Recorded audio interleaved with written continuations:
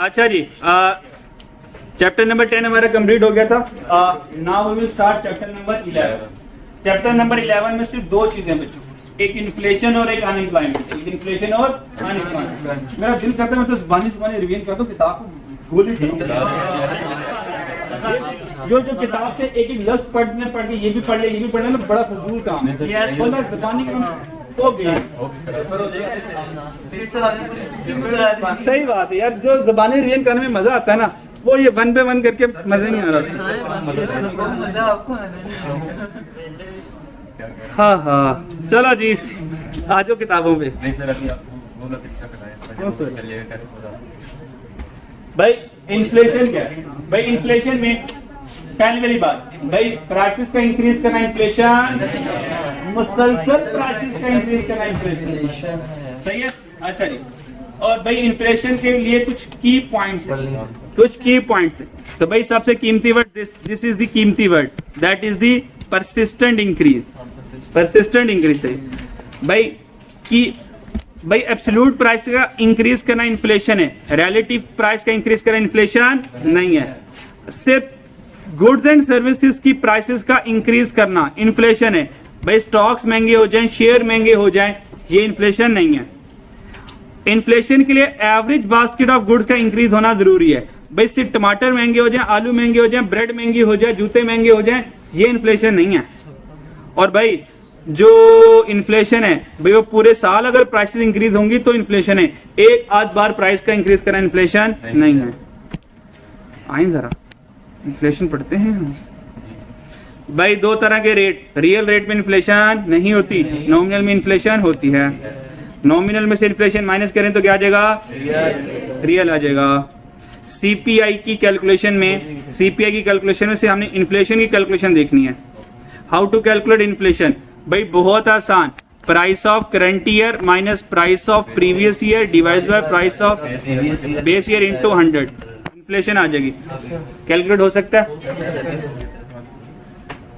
कीमती one, limitation of CPI. भाई CPI कब फेल हो जाएगा?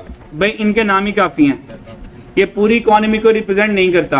अमीरों को देखेगा कहेगा बड़ी लोग चीजें खरीद रहे हैं, लगता है महंगाई कम हो गई है। गरीबों को देखेगा यार चीजें नहीं खरीद रहे, लगता है महंगाई ज्यादा हो गई।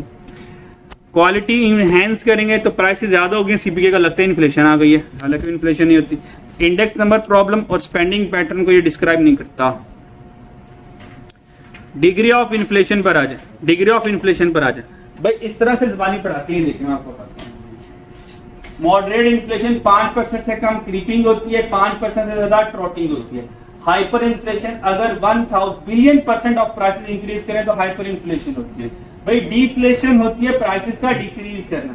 स्टैगफ्लेशन ये होती है अगर इकोनॉमिक ग्रोथ ज्यादा हो रही हो और एक तरफ अनएम्प्लॉयमेंट ज्यादा हो रही हो, इकोनॉमी स्टैग्नेंट होती है, डूब जाती है। भाई वेज स्पाइरल ये होती है अगर कॉस्ट ज्यादा हो जाए, प्राइसेस ज्यादा होती है, इन्फ्लेशन आ जाती है। उस इन्फ्लेशन के ज्यादा होने से लेबर कहती है इंक्रीज आवर वेजेस ज्यादा करते हैं, उसे दोबारा कॉस्ट ऑफ प्रोडक्शन इंक्रीज हो जाती है, वो दोबारा इन्फ्लेशन आ जाती है। ये सिलसिला चलता है, सही है। तो moderate inflation less than 5% creeping और 5% से ज्यादा हो जाए ट्रॉटिंग। बिलियन% प्राइसेस में इंक्रीज करना हाइपर, प्राइसेस का डिक्रीज करना डिफ्लेशन। अगर स्लो इकोनॉमिक ग्रोथ हो और साथ में अनएम्प्लॉयमेंट ज्यादा हो जाए, क्योंकि अनएम्प्लॉयमेंट ज्यादा एग्रीगेट डिमांड को कम करेगा, slow economic growth aggregate demand को बढ़ाएगा, तो एग्रीगेट डिमांड स्टैग्नेंट हो जाएगी। और वेज स्पाइरल इन्फ्लेशन, वेजेस ज्यादा इन्फ्लेशन ज्यादा, उसे फिर वेजेस ज्यादा और फिर इन्फ्लेशन ज्यादा।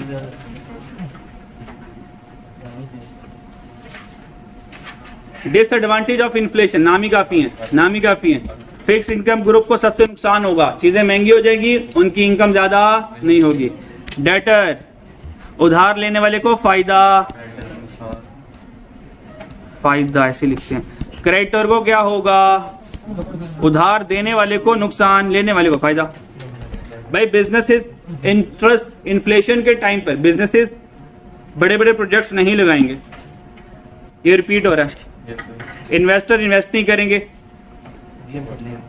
क्योंकि इन्फ्लेशन ज्यादा, रेट ऑफ इंटरेस्ट भी ज्यादा होगा ना, कोई लोन ही नहीं लेगा। गवर्नमेंट के मुफ्त के खर्चे बढ़ जाएंगे, सब्सिडी देनी पड़ेगी। और अगर हमारे मुल्क में इन्फ्लेशन ज्यादा है तो हम चाइना से चीजें खरीद लेंगे, वो सस्ती पड़ रही होंगी। दो तरह की इन्फ्लेशन होती है, डिमांड पुल इन्फ्लेशन। भाई डिमांड पुल इन्फ्लेशन कब होती है? एग्रीगेट डिमांड के ज्यादा होने से। खत्म कहानी। चेक करें, एग्रीगेट डिमांड ज्यादा, प्राइस ज्यादा, और एग्रीगेट डिमांड ज्यादा और प्राइस ज्यादा, इसको डिमांड पुल इन्फ्लेशन कहते हैं, क्योंकि एग्रीगेट डिमांड इंक्रीज होने की वजह से प्राइस इंक्रीज हो रही है। फिर हम देखेंगे एग्रीगेट डिमांड इंक्रीज कैसे होते हैं। हमने कहा इतना आसान। नंबर 1 एक्सपेंशनरी, और फिर एक्सपेंशनरी, और फिर डेप्रिसिएशन ऑफ एक्सचेंज रेट से एक्सपोर्ट ज्यादा होती है और इंपोर्ट कम होती है, तो एग्रीगेट डिमांड ओवरऑल इंक्रीज करते हैं। और अगर हमने ये डिमांड पुल इन्फ्लेशन खत्म करनी है तो एग्रीगेट डिमांड को वापस बुला लूंगा, वापस बुला ले। भाई रेमेडी क्या? Remedy mean how to control demand pull inflation. भाई कॉन्टेक्शनरी फिस्कल लगा लें और कॉन्टेक्शनरी मॉनिटरी पॉलिसी लगा लें, और भाई मनी सप्लाई को कम कर लें, उससे एग्रीगेट डिमांड कम हो जाएगी। कॉस्ट पुश इन्फ्लेशन में आ जाए। कॉस्ट पुश इन्फ्लेशन कब आती है? भाई कॉस्ट पुश के लिए कॉस्ट ऑफ प्रोडक्शन ज्यादा, या ये ज्यादा हो जाए, या दूसरे नंबर पर फैक्टर ऑफ प्रोडक्शन कम हो जाए।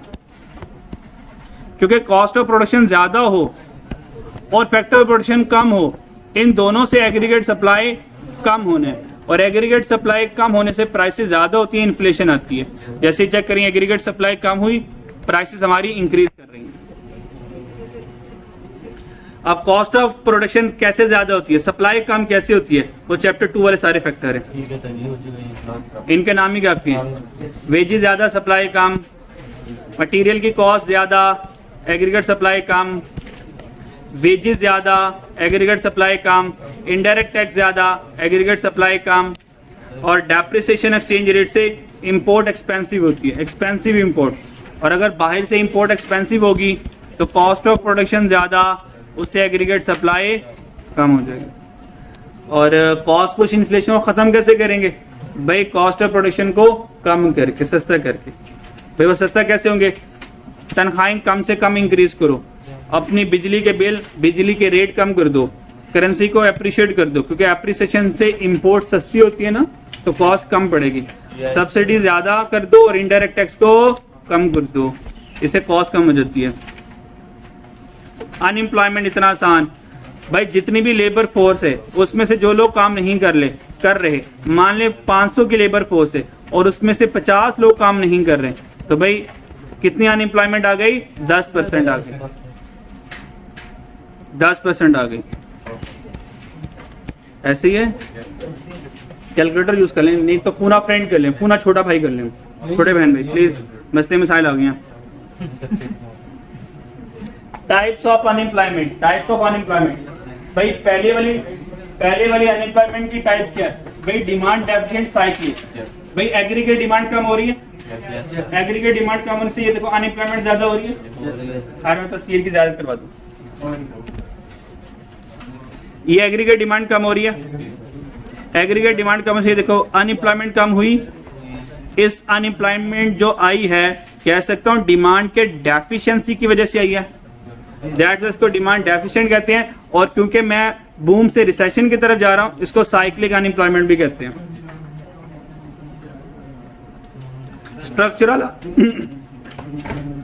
स्ट्रक्चरल अनएम्प्लॉयमेंट की तीन बातें, स्ट्रक्चरल अनएम्प्लॉयमेंट की तीन बातें। नंबर 1, लेबर की मार्केट का इनएफिशिएंट होना, यानी कि पहले हम मैनुअल काम किया करते थे, अब हमने टेक्नोलॉजी लिया है, तो बहुत सारी हमारी जो लेबर है वो टेक्नोलॉजी के साथ कॉप नहीं कर पा रही, मूव नहीं कर पा रही, तो हमने कहा शायद माजरत, फिर अब हम तो कंप्यूटर सिस्टम इंस्टॉल करने लगे हैं। तो उन्होंने कहा यार हमें तो कंप्यूटर चलाना नहीं आता, उनका सर फिर अल्लाह हाफिज कह सकते हैं आप, ठीक है नहीं। तो ये स्ट्रक्चरल अनएम्प्लॉयमेंट है, क्योंकि हमने थोड़ा सा अपनी ऑर्गेनाइजेशन का स्ट्रक्चर चेंज किया। दूसरा, मिस अलाइनमेंट ऑफ स्किल। भाई हमारी जो स्किल है मिस अलाइनमेंट होगी, जैसे कि मैंने अभी एग्जांपल दी। इनएफिशिएंसी लेबर मार्केट में, मैं जो लेबर रिक्वायर्ड है वो लेबर ही नहीं मिल रही, तो वो बेचारे अनएम्प्लॉयड रहेंगे। और दूसरा ये, कुछ लोग कहते हैं भाई हमने अपने घर से बाहर जॉब नहीं करनी, इलाके से बाहर, शहर से बाहर जॉब नहीं करनी, तो जियोग्राफिकल मूवमेंट ना करने की वजह से बेचारे अनएम्प्लॉयड रहते हैं। तो ये सारी स्ट्रक्चरल अनएम्प्लॉयमेंट है। रियल वेज क्लासिकल अनएम्प्लॉयमेंट सबसे आसान। भाई वेजेस ज्यादा जब होंगी, वेजेस ज्यादा होंगी मान लो पहले हम दिया करते थे 25,000 रुपये और अब गवर्नमेंट ने कहा भाई 37,000 मिनिमम वेज है अब इस वक्त पाकिस्तान में लेबर की, तो भाई 37,000 पे देंगे। अब 37,000 पे देखें, लेबर आ गई ज्यादा काम करने के लिए, लेकिन फर्म ने क्या कर दिया, डिमांड फॉर लेबर कम कर दी। इसका मतलब जब 37,000 पे देने पड़ेंगे, फर्म ज्यादा लेबर हायर करिए कम लेबर हायर करेगी, तो इसका मतलब वेजेस की वजह से, वेजेस ज्यादा होने की वजह से जो अनएम्प्लॉयमेंट आती है वो क्या होगी, वेज या क्लासिकल अनएम्प्लॉयमेंट होगी। फ्रिक्शनल अनएम्प्लॉयमेंट क्या होती है, भाई लोग क्या करते हैं, एक जॉब को छोड़कर दूसरी जॉब की तलाश में चलते हैं, कि बेटर जॉब की तलाश में चलते हैं। The gap between leaving one industry and to enter into a new industry, ये जो टाइम गैप बीच में होता है, जिस टाइम पे वो विले रहते हैं, वो फ्रिक्शनल अनएम्प्लॉयमेंट कहलाता है। और ये तो कुछ दिनों का भी हो सकता है, कुछ महीनों का भी हो सकता है, ये फ्रिक्शनल अनएम्प्लॉयमेंट। वॉलंटरी अनएम्प्लॉयमेंट, भाई जानबूझ के लोग कहते हैं काम ही नहीं करना, जरूरत ही नहीं मुझे काम करने की, अब के पैसे आ रहे हैं बस गुजारा चल रहे हैं।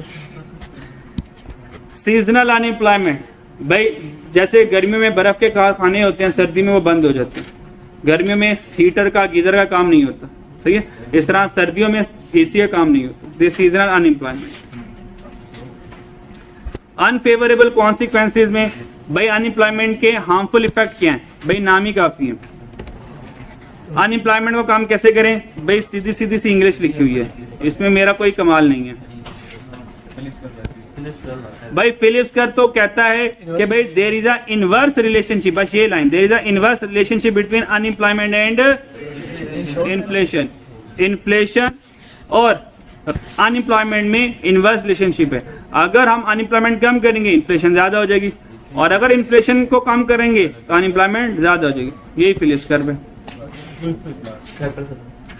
लॉन्ग रन में मिल्टन फ्राइडमैन कहता है भाई हम ना फिलिप्स कर्व से एग्री करते हैं, लेकिन वो ट्रेड ऑफ से शॉर्ट रन में होगा। There will be no trade off between inflation and unemployment in the long run. भाई लॉन्ग रन में ऐसा नहीं होगा। तो वो कहता है भाई लॉन्ग रन में क्या होगा कि आप नेचुरल रेट ऑफ अनएम्प्लॉयमेंट तक रुक जाओगे। मान लें कि इससे कम पर मैं अगर अनएम्प्लॉयमेंट कम करूं, मैंने कर ली, अनएम्प्लॉयमेंट कम कर ली, उससे होगा क्या, इन्फ्लेशन ज्यादा होगी। अब जब इतनी इन्फ्लेशन ज्यादा हो जाएगी, इतनी इन्फ्लेशन ज्यादा हो जाएगी या 5% से ऊपर इन्फ्लेशन ज्यादा हो जाएगी, अब इस हाई इन्फ्लेशन के ऊपर लोग कहेंगे हमारी वेजेस बढ़ा दो। अगर वेजेस बढ़ाते हैं तो देखो वो निकाल देंगे लेबर को, फर्म वाले दोबारा लेबर को निकाल देंगे। तो देखो मैं यहां से यहां पर आया, मैं दोबारा यूएन पे आ गया, मैंने कहा अच्छा नहीं दोबारा मेहनत करता हूँ, मैंने दोबारा क्या किया, अपनी अनएम्प्लॉयमेंट को कम किया। जब दोबारा अनएम्प्लॉयमेंट को कम किया, अब चेक, खैर ग्राफ नहीं, यहाँ पे मैं ग्राफ ऐसे करके बना रहा हूँ, नहीं वाला एंज करके, तो भाई इन्फ्लेशन ये निकल जाएगी, वो इस ग्राफ पे आ जाएगी। तो चेक करें, फिर हाई इन्फ्लेशन आ गई, जब फिर और इन्फ्लेशन आ जाएगी या लेबर के और वेजेस बढ़ा दो, वेजेस बढ़ा दी जाएंगी पर उनको दोबारा निकाल दिया जाएगा, वो दोबारा यहाँ पर आ गए। इसमें मैं कह सकता हूँ मैं इस पॉइंट से कम हो ही नहीं पा रहा, ये कहलाती है नेचुरल रेट ऑफ अनएम्प्लॉयमेंट, और ये है लॉन्ग रन फिलिप्स कर्व। ये जो लॉन्ग रन फिलिप्स कर्व है भाई, ये वो पॉइंट होता है जिससे कम कभी भी मैं अपनी अनएम्प्लॉयमेंट नहीं कर पा रहा। मैं कोशिश करता हूँ, इन्फ्लेशन आती जा रही पर अनएम्प्लॉयमेंट कम होकर दोबारा वहीं पर आ जाता। तो यहां से हमने सीखा कभी भी फुल एम्प्लॉयमेंट लेवल इकोनॉमी में कभी भी नहीं आ सकती। और ये जो नेचुरल रेट ऑफ अनएम्प्लॉयमेंट है, ये हमेशा अनएम्प्लॉयमेंट क्यों लगी रही है, क्योंकि लोग आ रहे हैं जा रहे हैं भाई, इसमें फ्रिक्शनल अनएम्प्लॉयमेंट और स्ट्रक्चरल अनएम्प्लॉयमेंट है। तो नेचुरल रेट ऑफ अनएम्प्लॉयमेंट में कौन कौन आएगा, फ्रिक्शनल और स्ट्रक्चरल आएगा। Chapter complete.